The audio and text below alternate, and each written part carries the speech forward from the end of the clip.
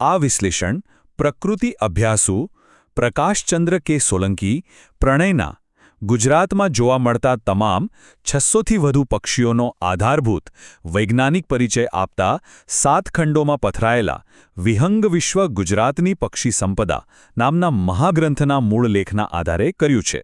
તો આજે આપણે એક અત્યંત વિશિષ્ટ અને કહીએ તો થોડા રહસ્યમય એવા જળચર પક્ષી વિશે વાત કરવાના છીએ, જેને આપણે નકટો તરીકે ઓળખીએ છીએ. તમે જુઓ, આપણી આસપાસ પ્રકૃતિમાં અસંખ્ય જીવો છે, પણ આ નકટો, જેને અંગ્રેજીમાં આપણે કોમ્ડ ડક કહીએ છીએ ને, એ ખરેખર ગુજરાતના જળાશયોની એક અનોખી શાન છે. તો ચાલો આ ભવ્ય પક્ષીનો જરા વૈજ્ઞાનિક દૃષ્ટિકોણથી અભ્યાસ શરૂ કરીએ.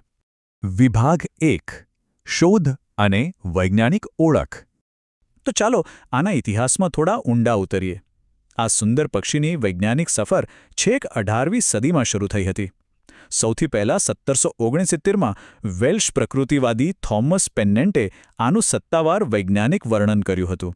સદભાગ્યે આજે પણ વૈશ્વિક સ્તરે આ પક્ષીની વસ્તી એકદમ સ્થિર છે, અને એટલે જ IUCNએ તેને લીસ્ટ કન્સર્ન એટલે કે સૌથી ઓછી ચિંતાજનક શ્રેણીમાં મૂક્યું છે.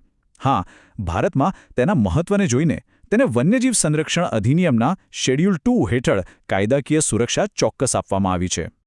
હવે કોઈપણ પક્ષીનું વૈજ્ઞાનિક નામ તેના વિશે ઘણું બધું કહી જતું હોય છે.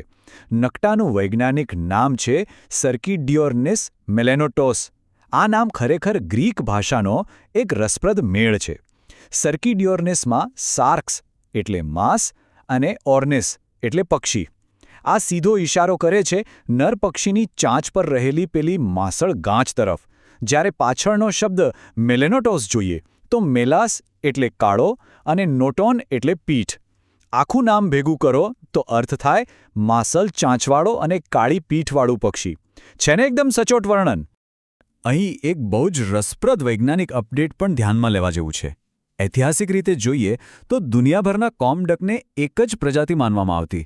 પણ વિજ્ઞાન તો સતત વિકસતું રહે છે ને. આધુનિક સંશોધનોએ સ્પષ્ટ કર્યું છે કે દક્ષિણ અમેરિકાના કોમડક એક તદ્દન અલગ પ્રજાતિ છે. જ્યારે આપણે જેની વાત કરી રહ્યા છીએ તે આફ્રિકા અને એશિયાની વસ્તીનો હિસ્સો છે. આ દર્શાવે છે કે આપણે પ્રકૃતિ વિશે હજુ પણ સતત નવું શીખી રહ્યા છીએ. વિભાગ 2: શારીરિક લક્ષણો અને દેખાવ. હવે આના દેખાવની વાત કરીએ. અહીં નર અને માદા વચ્ચેનો તફાવત ખરેખર જોવા જેવો છે, જેને વિજ્ઞાનની ભાષામાં સેક્સ્યુઅલ ડાયમોર્ફિઝમ કહેવાય છે.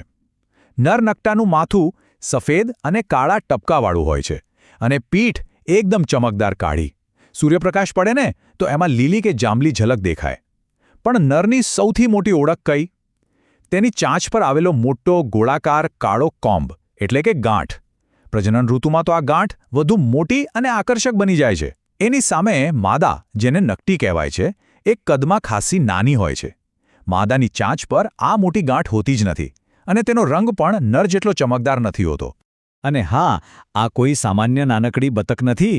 નકટો ખરેખર એક મોટી અને ભારેખમ બતક છે. તેનું શરીર 56 થી 76 સેન્ટીમીટર જેટલું લાંબુ હોઈ શકે અને વજન તો પૂરા 2.5 કિલો સુધી પહોંચી શકે છે. જરા કલ્પના કરો, પાણીમાં તરતું 2.5 કિલોનું આવડું મોટું પક્ષી ખરેખર એક ભવ્ય દ્રશ્ય ઊભું કરે છે. વિભાગ 3: રહેઠાણ અને ભૌગોલિક વિસ્તાર. તો આ પક્ષીઓ રહે છે ક્યાં? નકટાને ખારા પાણી કરતાં મીઠું પાણી વધુ પસંદ છે. તેઓ મીઠા પાણીના મોટા સરોવરો, વરસાદના પાણીથી ભરાયેલા વિશાળ મેદાનો અને નદી કિનારાના શાંત વિસ્તારોમાં રહેવાનું વધુ પસંદ કરે છે. ભૌગોલિક રીતે જોઈએ તો આનો વ્યાપ ઘણો મોટો છે. આફ્રિકા, મેડાગાસ્કર અને આપણા ભારત સહિત આખા દક્ષિણ એશિયામાં તે જોવા મળે છે. ગુજરાતમાં પણ મોટા જળાશયોમાં તેમની હાજરી સામાન્ય રીતે નોંધાતી હોય છે. અહીં એક વાત સમજવી ખાસ જરૂરી છે. નકટો એ કોઈ હજારો કિલોમીટર દૂરથી આવતું પ્રવાસી પક્ષી નથી. એ આપણું નિવાસી પક્ષી જ છે, પણ તે વાતાવરણ પ્રત્યે ખૂબ જ પ્રતિભાવશીલ છે. ચોમાસામાં વરસાદ અને પાણીની ઉપલબ્ધતા બદલાય એમ એ પોતાનું સ્થાન બદલે છે.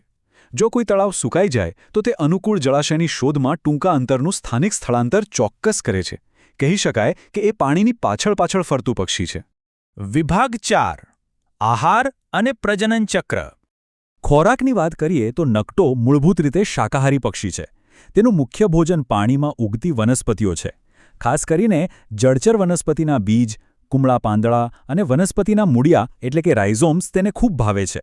જો કે ક્યારેક પ્રોટીન માટે તે પાણીમાં રહેતા નાના જંતુઓનો પણ શિકાર કરી લે છે, પણ તેનો મુખ્ય આહાર તો વનસ્પતિ જ છે. હવે અહીં એક બહુ જ મોટો અને આશ્ચર્યજનક પ્રશ્ન થાય છે. સામાન્ય રીતે બતક ક્યાં માળો બનાવે? પાણીની અંદર કે કિનારે જમીન પર, ખરું ને?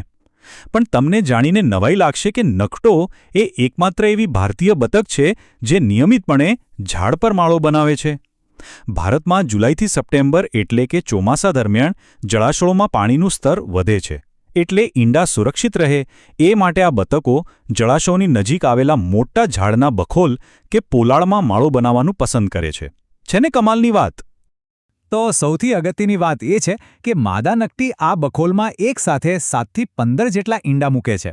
અને અહીં એક બીજું રસપ્રદ પાસું પણ છે. નર નકટો બહુપત્નીત્વ ધરાવે છે, પણ નવાઈની વાત એ છે કે તે માત્ર સંવનન પૂરતો સીમિત નથી રહેતો. તે ઝાડના પોલાણમાં માળો બનાવવામાં પણ માદાને પૂરી મદદ કરે છે. અલબત્ત ઈંડા સેવવાની મુખ્ય જવાબદારી તો માદા જ નિભાવે છે. વિભાગ 5 વિશિષ્ટ વર્તણૂક અને અવાજ. આપણે અગાઉ નરની ચાંચ પર પેલી વિશાળ ગાંઠ કે કોંબ વિશે વાત કરી હતી, યાદ છે? આ કોંબ માત્ર માદાને આકર્ષવા માટેનું કોઈ શારીરિક ઘરેણું નથી, એક ધ્વનિ ઉપકરણ તરીકે પણ કામ કરે છે. નકટાનો અવાજ બીજી સામાન્ય બતકો જેવો ઘોંઘાટિયો નથી હોતો. નર તેની આ માંસલ ગાંઠ દ્વારા હવાની નળીમાં એક જાતની ગૂંજ પેદા કરે છે, જેનાથી તે એકદમ ધીમો, હળવો, ગણગણાટ અથવા વૂક વૂક જેવો અવાજ કાઢે છે. આ ખરેખર એક અદ્ભુત એનાટોમિકલ વિશેષતા છે. જો વર્તનની વાત કરીએ તો નકટો અત્યંત સામાજિક પક્ષી છે. એ ભાગ્યે જ એકલું જોવા મળે. મોટા ભાગે તે વિશાળ ઝુંડમાં જ રહે છે. તેમનો સ્વભાવ એકદમ શાંત હોય છે. સૌથી મજાની વાત તો એ છે કે જ્યારે કોઈ જોખમ આવે ત્યારે તેઓ ગભરાઈને અસ્તવ્યસ્ત રીતે ઉડવાને બદલે ખૂબ જ ધીમેથી અને ગંભીરતાથી ઉડાન ભરે છે. કોઈ શાંત સરોવર પરથી નકટાના આખા ઝુંડને ધીમે ધીમે ઉડાન ભરતું જોવું એ ખરેખર એક સિનેમેટિક અનુભવ છે. વિભાગ 6 પર્યાવરણીય મહત્વ અને સંરક્ષણ. તેમના આયુષ્ય વિશે વાત કરીએ તો પ્રાકૃતિક અવસ્થામાં એટલે કે જંગલી વાતાવરણમાં નકટો સરેરાશ 8થી 15 વર્ષ સુધી જીવી શકે છે. એનું વિશાળ કદ અને ખાસ પેલો કાળો સફેદ રંગ એટલા સ્પષ્ટ હોય છે કે તમે તેને દૂરથી પણ એકદમ સરળતાથી ઓળખી શકો છો. અને હવે આવે છે આ આખા વિશ્લેષણનો સૌથી અગત્યનો મુદ્દો. નકટો ભલે અન્ય કેટલાક પક્ષીઓ જેટલું સાંસ્કૃતિક મહત્વ ન ધરાવતો હોય, પણ તેનું પર્યાવરણીય મૂલ્ય અમૂલ્ય છે. નકટાની હાજરી એ ખરેખર જળાશયોની સ્વસ્થ ઇકોસિસ્ટમનું સીધું જૈવિક સૂચક છે. સીધી વાત છે, જે તળાવ કે સરોવરમાં તમને નકટો જોવા મળે તેનો અર્થ એ કે ત્યાંનું પાણી શુદ્ધ છે, જળચર વનસ્પતિઓ પૂરતા પ્રમાણમાં છે અને એકંદરે તે વેટલેન્ડનું સ્વાસ્થ્ય અત્યંત ઉત્તમ છે. આ બધી અદ્ભુત માહિતીના અંતે એક ગંભીર સવાલ ઊભો થાય છે. નકટો એ પાણી અને જળાશયોની આસપાસના વૃક્ષો બંને પર આધાર રાખતું પક્ષી છે.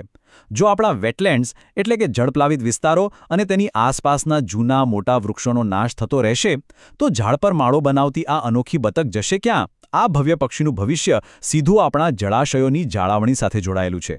આજના આ વૈજ્ઞાનિક વિશ્લેષણમાં જોડાવા બદલ આપનો આભાર.